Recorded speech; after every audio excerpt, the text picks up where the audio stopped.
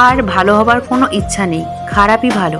কারণ ভালো হতে গিয়ে আমি শুধু ভাঙতেই শিখেছি, আর প্রতিবারই নিজেকে হারতে শিখেছি।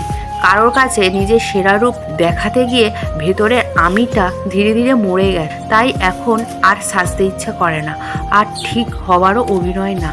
যা আছি যেমন আছি তেমনই থাকি। খারাপ বলা হলে বলুক, ভুল বোঝার হলে বলুক, অন্তত এখন আমি নিজের ভেতরে একটু শান্তি পাই। ভান করতে হয় না, কাউকে খুশি রাখার দায়িত্ব নেই।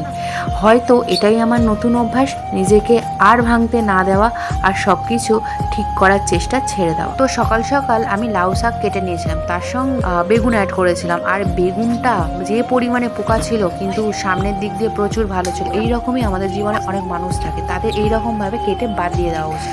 সো যাই হোক, অনেক কথা বলে ফেলাম। তারপরে ছিল উচ্ছে, আর উচ্ছে দিয়ে লাল আলু কম্বিনেশন খুব ভালো লাগে, অসাধারণ। তার সঙ্গে যদি পড়ে চিংড়ি মাছ।